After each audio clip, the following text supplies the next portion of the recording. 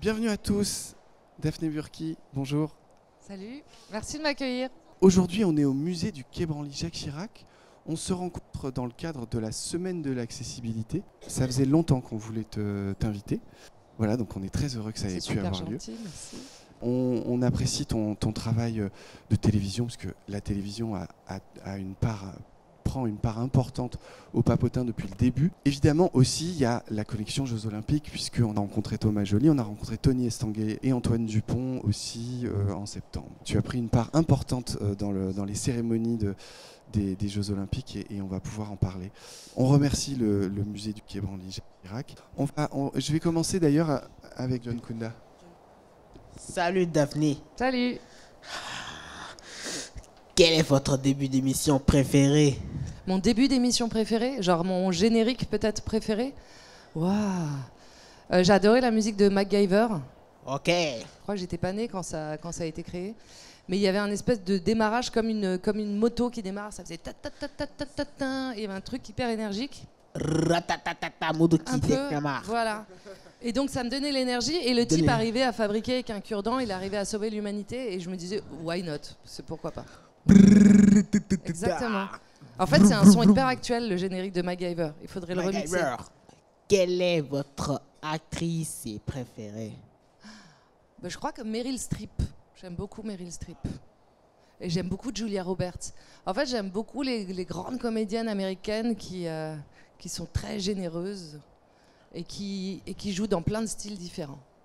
Merci Daphné. Merci à toi. Merci John Kunda. Martin. Bonjour Daphné Burki, moi c'est Marvin. Salut Marvin. Qu'est-ce que tu préfères comme métier, la mode ou la télé?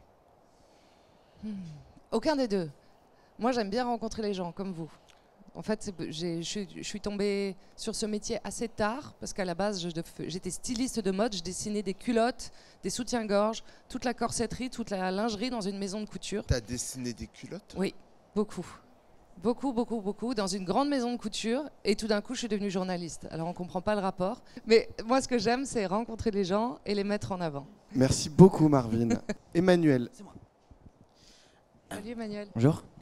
La toute première question, c'est est-ce que l'émission que vous présentiez en 2017, Je t'aime, etc., faisait référence à un tube de Julien Clerc? Exactement.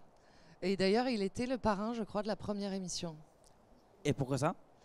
Il fallait trouver un titre qui puisse parler d'amour et de sexualité et d'éducation sexuelle. En même temps, ça passait à 15h en plein milieu de l'après-midi sur le service public. Donc on parlait de sujets qui pourraient faire rougir un peu ou pourraient être un peu gênants, mais on essaye de le parler au plus grand public et de faire de la pédagogie. Et cette chanson de Julien Clerc, elle est très jolie. Alors ça marchait bien. Je t'aime, etc. Mais tu mets ce que tu veux dans le etc. Il y a 4 ans, c'était sur le fort pour surmonter... C'était pour surmonter vos peurs, donc je vous ai vu. Pour la chaise instable, je vous ai déjà vu la surmonter. Hein. Tu parles de Fort Boyard? Oui, c'est ça. Bien joué. Mais- Je pensais pas qu'on allait m'en parler. C'était horrible. Et pour quelle raison? Je vous raconte les coulisses, mais normalement, j'ai pas le droit de raconter. Mais je vous raconte les vraies coulisses de Fort Boyard. Parce qu'il y a des secrets, et en fait, moi, je m'en fiche, je vais outer tous les secrets. Quand on te propose de faire Fort Boyard, on te propose de le faire pour une association. Et tu dois remplir un questionnaire assez long, où tu dois dire si tu as des allergies alimentaires, si tu as des peurs, si tu as des phobies. Donc, j'ai répondu, et j'ai dit, j'ai le vertige. Mais j'ai vraiment le vertige, c'est pas un peu le vertige. J'ai un problème, c'est que j'ai tellement le vertige que je tombe par terre ou je m'évanouis si le vide est trop grand. Donc je les préviens, je leur dis, vous ne me faites pas faire des preuves comme ça, sinon l'émission ne pourra pas se faire. Ah oui. Et là, dès la première épreuve, juste après le déjeuner, ils m'ont tiré au sort pour faire l'épreuve de la chaise rouillée, la chaise bancale. Et donc, pour tout te dire, j'ai pensé à Michael Jordan, Ah oui. qui a quelque chose dans le regard, Michael Jordan. Et je me suis dit, bon, je vais arriver jusqu'à la chaise. Et donc, c'était horrible. J'ai mis des heures et des heures à arriver jusqu'à la chaise. Et quand je suis arrivée à la chaise, j'aurais dû sauter. Et sauf que tous mes muscles étaient tétanisés. Et donc, j'ai sauté et on dirait un chat anesthésié. Comme ça, j'ai sauté comme ça. Ah oui, ça. Et j'ai perdu, mais j'ai gagné. Je l'ai fait. Merci Daphné. Merci à toi. Toi et moi, on se tutoie, on s'appelle par nos prénoms. Vas-y. J'ai pas de surnom. Oui. T'aimerais ou pas qu'on te chatouille les pieds? Je suis hyper chatouilleuse. Si tu veux qu'on te chatouille sous les pieds, en chaussettes. C'est déjà moins, mais non. Si tu voulais qu'on te chatouille sous les pieds, il faudrait qu'on te retire tes chaussures. Mais je voudrais pas qu'on me chatouille sous les pieds. Si on te chatouille sous les pieds, t'as des chaussettes, mais t'as pas de chaussures. J'ai des chaussettes et j'ai des chaussures. Ou alors le contraire qui revient au même. Si on te chatouille sous les pieds, t'as pas de chaussures, mais t'as des chaussettes. Exactement. Oui, t'as des chaussettes si on te chatouille sous les pieds. Ça pourrait être une épreuve de Fort Boyard, les chatouilles. Si tu veux qu'on te chatouille sous les pieds, il faut retirer tes chaussures, mais tu restes en chaussettes. Exactement. Tiens, pourquoi tu es tatoué? Bah, je sais pas, parce que j'ai démarré. Mais d'ailleurs, mon corps ne veut plus être tatoué. Parce que maintenant, il réagit mal. Ce sont de vrais tatouages? C'est des vrais T'as tatouages. été où pour te faire tatouer? J'ai été à Londres. Les piqûres de tatoueur, ça fait très mal ou ça fait normalement mal? Ça fait mal, mais moi, ça m'endort. Sans quelle couleur tes chaussettes? C'est une hyper bonne question. Elles sont noires. Oui. Mais moi, j'aimerais pas être tatoué parce qu'après, ça ne s'en va plus. Plus du tout. C'est un engagement à vie. Je sais que si on tatoue, c'est trop tard. Mais si tu devais faire un tatouage, tu ferais quoi? Je le ferai pas pour ne pas avoir à le regretter. Pour l'instant, je regrette pas. Qu'est-ce que ça représente des tatouages si c'est pas indiscret? Ça représente que des choses qui ont compté pour moi, des gens qui ont compté pour moi et qui me protègent. T'en as que sur les bras. J'en ai sur les pieds. C'est pas sur la plante des pieds? J'en ai un dans le cou aussi. Je peux le voir s'il te plaît? Oui. T'en as sur les jambes ou pas? Oui, T'es d'accord avec moi que si on tatoue, c'est trop tard? c'est trop tard pour moi. Oui. Alors cette année, tu as été choisie par le comité d'organisation des JO comme directrice stylisme et costume. Est-ce que toi, tu en gardes un bon souvenir? Oui, j'en garde un beau souvenir. C'était beaucoup de mois de travail où j'avais pas le droit de dire ce que je faisais dans ma vie parce que tout était très secret. Il fallait garder le spectacle, il fallait que personne ne sache ce qui allait se passer. Et puis pour la sécurité, c'était important aussi de ne pas trop parler. Donc je garde un bon souvenir où on réfléchissait à des idées dans un appartement secret. Et on était 5 à réfléchir, mais comme quand on se raconte des histoires le soir. Ok, moi je ferais ça à cet endroit-là, moi je rigolerais, je mettrais ça, je mettrais cette chanteuse-là, et puis il y aura des circassiens qui seront là. Donc mes meilleurs souvenirs, c'est de trouver des idées et de lâcher complètement l'imaginaire. Et après, il y a une partie plus difficile, qui est que tout d'un coup, tu montres ton travail à tout le monde, tu donnes ta voix à tout le monde, tu donnes tes émotions à tout le monde, et c'est compliqué, j'ai l'impression, pour certains, d'accepter les émotions des autres. Merci beaucoup. Alors, Daphné Burki, bonjour à vous. Pour revenir sur ce que disait Emmanuel à propos de Fort Boyard, c'est vrai que moi, il y a un truc que je ne ferais pas, c'est le truc de Willy Rovelli, le restaurant. Là, je l'ai fait aussi et j'ai vomi derrière. Parce que les gens l'ont pas vu parce qu'ils ont filmé, mais ils l'ont pas mis au montage et j'ai tout vomi. Et alors, justement, ce qui est bizarre dans ce truc-là, il dit tout ce qui est craché et remangé. Alors, je ne l'ai pas remangé, c'était bien au fond de la poubelle. Je te promets que je n'ai pas remangé mon vomi. Parce que je peux faire des trucs déglingos, mais ça, je ne l'ai pas fait. Bonjour Daphné. Salut. Moi aussi, j'ai vu la série Fort Boyard, l'émission Fort Boyard quand j'étais petit. Mais après des années, j'avais remarqué les tigres. Vous vous souvenez des tigres? Eh bien, en fait, ce ne sont pas des mâles, ce sont des femelles. Pour tout te dire, j'ai fait la sieste à côté des tigres. Parce que tu sais, il y avait les barreaux, il y avait la cage, et en fait, j'ai trouvé un endroit où j'ai pu m'allonger contre les barreaux pour faire la sieste avec eux. C'était la dernière année où il y avait les tigres, puisque maintenant, on te dit que c'est une forme de souffrance animale de mettre ces tigres dans ce fort, donc maintenant, Les tigresses. Et donc, j'ai dormi à côté de tigresses ou de tigres alors? Ce sont des tigresses. Eh ben voilà, je savais pas. Parce que vous imaginez si on met les mâles, tout le monde, vous imaginez si on met les vrais mâles dans l'émission, ça pourrait être dangereux. Stanislas. Est-ce qu'à un moment donné, ça a été frustrant pour vous de faire de la radio? Avez-vous plus eu l'envie de faire de la télé pour mieux être connu? Alors, c'était pas pour être connu. À la base, je devais pas faire ce métier-là. J'ai changé de vie en 15 minutes. Un jour, je vous raconterai. Mais en tout cas, moi, je dessinais, je parlais pas. Et j'ai appris le métier sur le tas. Donc, c'était pas prévu. J'ai fait une année de la radio. Et j'ai eu l'impression qu'on aspirait mon énergie par la bouche. En fait, le fait de ne pas pouvoir utiliser mon corps, d'utiliser que ma voix, je trouvais ça d'une part très intime, Et ensuite, il fallait occuper l'espace d'une manière que je ne connaissais pas. Et je sortais crevée. Au bout de 2 heures d'antenne, j'avais l'impression d'avoir tout donné, parce que je n'ai pas beaucoup de filtres, moi. Il y a des gens qui font de la télévision, ils sont pas forcément pareils dans la vie qu'à l'antenne. Ça ne veut pas dire que c'est des mauvaises personnes, mais simplement ils se protègent, ils mettent des filtres. Moi, je ne mets pas beaucoup de filtres sur moi, et j'ai pas d'ailleurs envie d'en mettre. Mais la radio, j'ai trouvé ça difficile. Peut-être que j'en referai un jour, mais c'était une année très intense dans mon souvenir. Merci Stanislas. Très bien, merci Stanislas. Bonjour Daphné. Salut. Est-ce que ça peut arriver que les garçons s'habillent en filles? Bien sûr, bah, évidemment, et que les filles s'habillent en garçons. Il y en a qui le font et qui en font un art, et qui sont là pour te divertir, pour t'amuser, pour te faire prendre conscience de choses. Donc ça s'appelle une drag queen, ou faire du drag, et c'est l'art d'investir un genre. Donc quelquefois, ils vont investir le genre féminin très très fort, en exagérant les choses, en mettant des fossiles, du fond de teint, des perruques, des tonnes de bas, des corsets. Mais ça, c'est extrême pour faire le show, pour faire le spectacle. Mais oui, des garçons ont tout à fait le droit d'enfiler une jupe ou de mettre une robe. On fait absolument ce qu'on veut, on s'habille comme on veut. Et pourquoi les garçons, ils sont comme ça? C'est d'abord envie de faire le spectacle, parce que ça les intéresse, et parce qu'ils sont capables, ces garçons-là. Mais alors, il y a des garçons, il y a des femmes, et puis il y a aussi des personnes trans. Ils savent se maquiller, ils savent faire la couture, ils savent dessiner leurs vêtements, ils savent raconter une histoire drôle, ils savent danser, ils savent chanter, ils savent tout faire. Pour moi, une drag queen, c'est vraiment un très, très, très, très, très, très grand artiste. Merci beaucoup. Merci à toi. Merci Sébastien. Passe le micro à Étienne qui est là-bas. Votre ancien amoureux, il était champion de air guitare. C'est peut-être parce qu'il était fou qu'il croyait qu'il avait une vraie guitare, ou alors il n'avait pas d'argent pour acheter une guitare, ou tout simplement il ne savait pas jouer de guitare. Je crois que tu as trouvé toutes les réponses.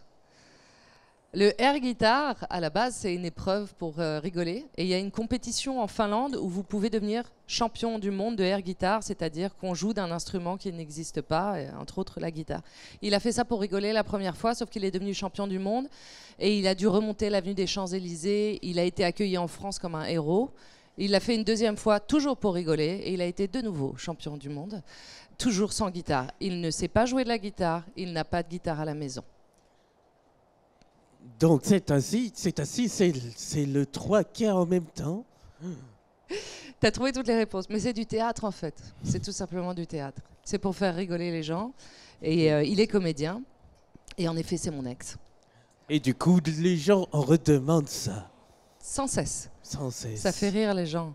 Ça fait du bien en fait. Peut-être tu devrais t'y mettre, Étienne, au air guitare. Tu peux faire un air, ce que tu veux en fait. Tu peux choisir l'instrument que tu veux. Tu peux faire, mais il y en a qui font des airs métiers aussi, hein, qui font semblant de faire des choses. Hein. C'est un peu comme du très bon mime. On pourrait presque faire du air piano, comme ça. Air piano. Je voudrais vous poser une question, Daphné. Comment vous êtes venue à Culture Box?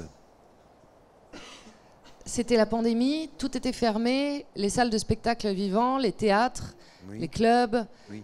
Tout était fermé. Et donc il y a beaucoup d'artistes et d'étudiants dans ces métiers artistiques qui pensaient que leur vie était finie, qui pensaient que leur métier ne valait rien. Et surtout, on nous avait expliqué à nous, êtres humains, que la culture, ça servait à rien, que c'était pas essentiel, et que les artistes n'étaient pas essentiels de nos vies, et que nous, on n'était pas essentiels aux artistes. Okay. Donc en fait, on a créé l'émission en 4 jours, oui. Alors que tout était éteint. On a trouvé un studio pour recréer le lien entre ces artistes qui sont essentiels et le public qui est essentiel. Et ça devait durer 3 mois, tu sais, ça devait être éphémère. Le jour où je devais perdre mon travail, au bout de 3 mois, oui. J'étais en train de faire mes courses avec mes filles et j'ai vu un tweet d'Emmanuel Macron, le président, oui. Qui a dit, vu le succès de Culture Box, la chaîne va continuer. Ok. Et j'ai une question aussi, bon, ça un peu plus intime. Votre mari, il est mort de quoi exactement? Est-ce que je le dis? Je sais pas si je le dis, mais... C'est peut-être un peu dur de... Non, mais je pense que c'est le seul endroit où j'ai le droit de parler de ça, parce que je sais qu'avec vous, je suis en sécurité. Oui, il n'y aura pas de jugement. Ce qui n'est pas toujours le cas. Il n'y aura pas de jugement, ne vous inquiétez mais pas. c'était quelqu'un qui était merveilleux, oui. Mais qui était... Oui, émotion. Hein. Oui. Qui avait, je pense, beaucoup de tristesse en lui. Oui. Et donc, il a décidé de partir. Et ouais. donc, voilà. Ouais. Merci.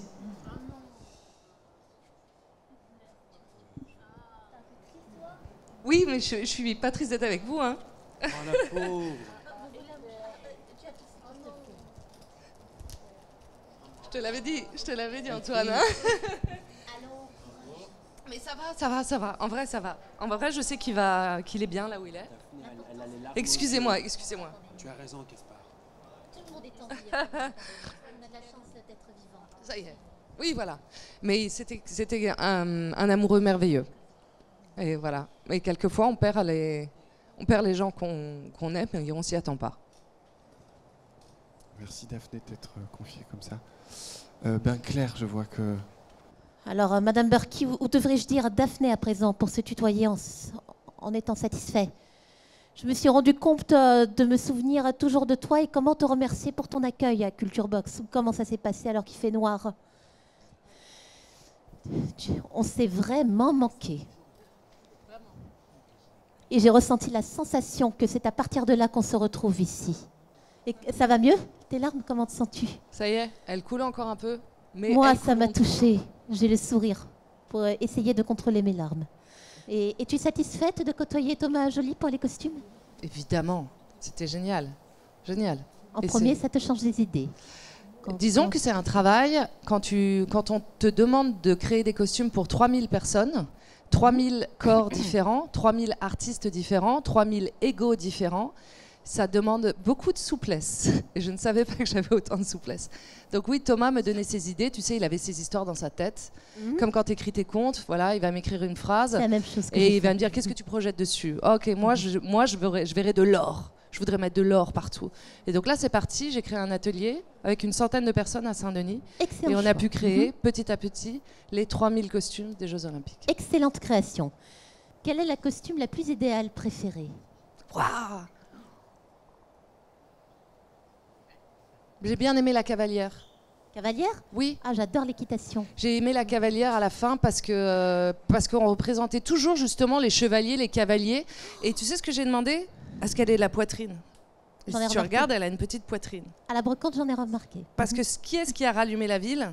C'est une femme qui a rallumé la ville.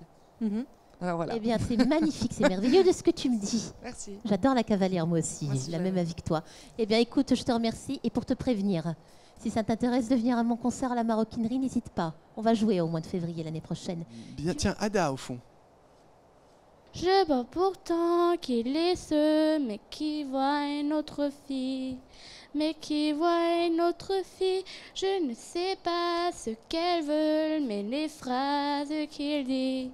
Mais les phrases qu'il dit, je ne sais pas où je suis.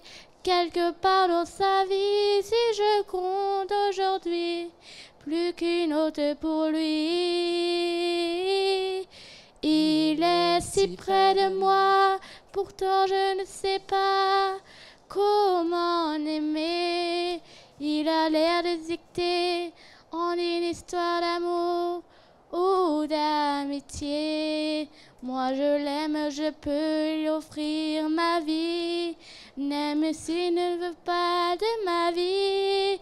Et je suis en manie en plein océan, on dirait que mon cœur est trop grand.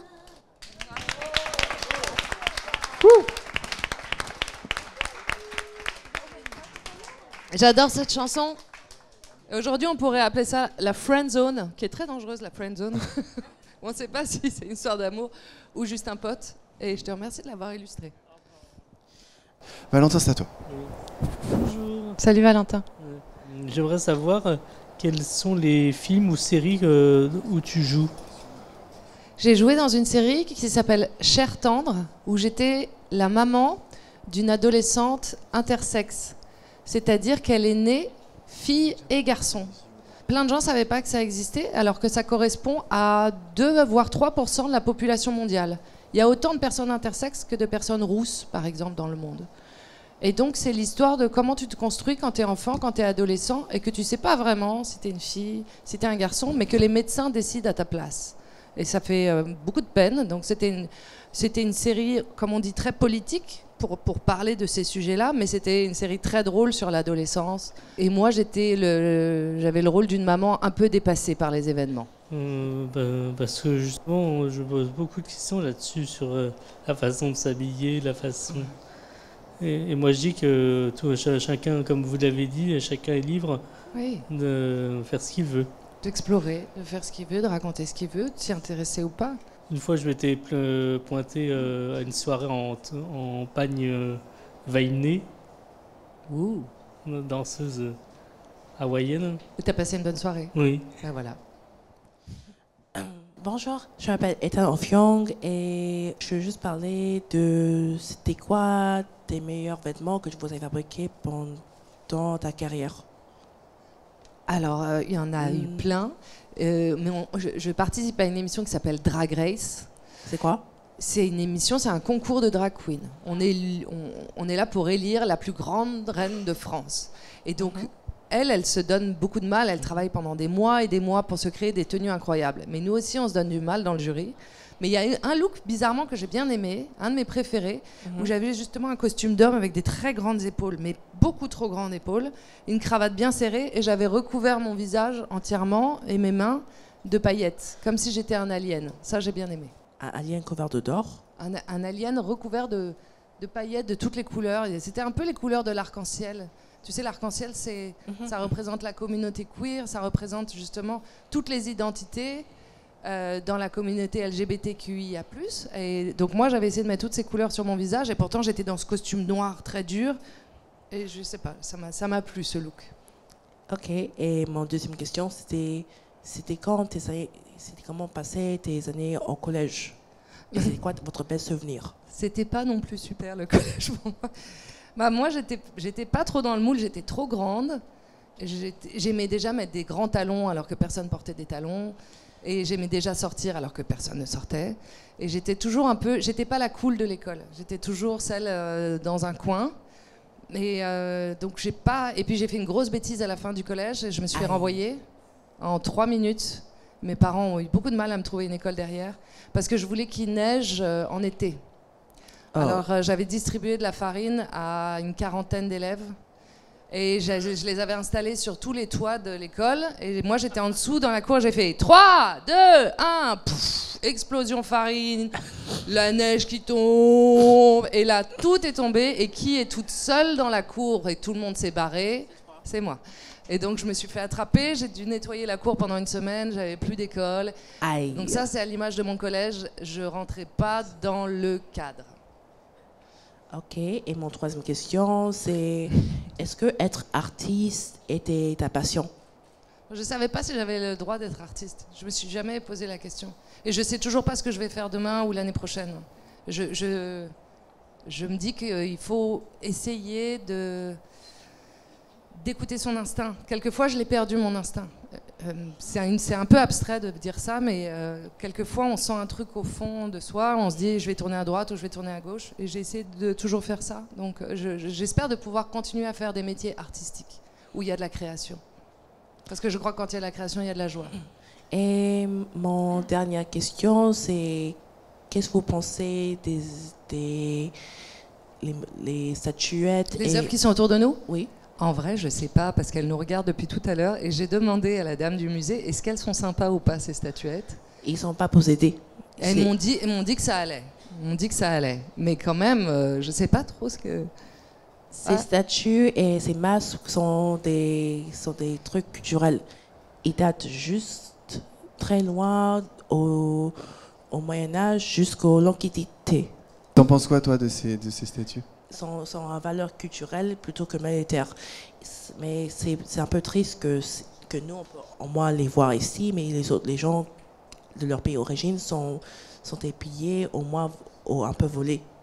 C'est juste un peu triste pour moi.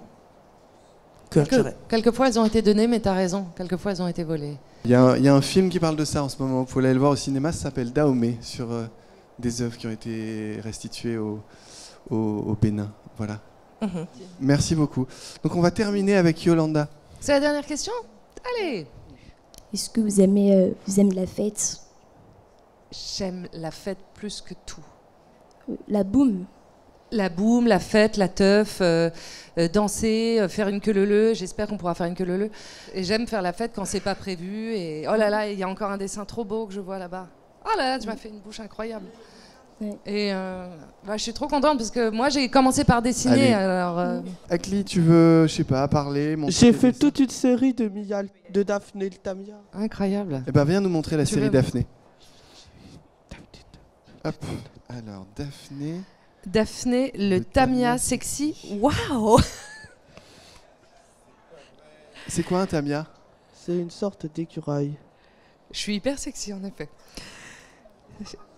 Il est génial. Daphné le Tamia sous la douche. J'ai pris ma douche ce matin avant de vous voir. Daphné le Tamia aux toilettes. Hey.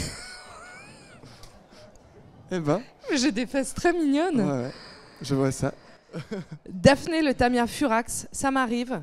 Et t'as raison parce que même quand je suis furax, je suis glamour, je mets des talons et tout. mais c'est incroyable ce que tu m'as fait là.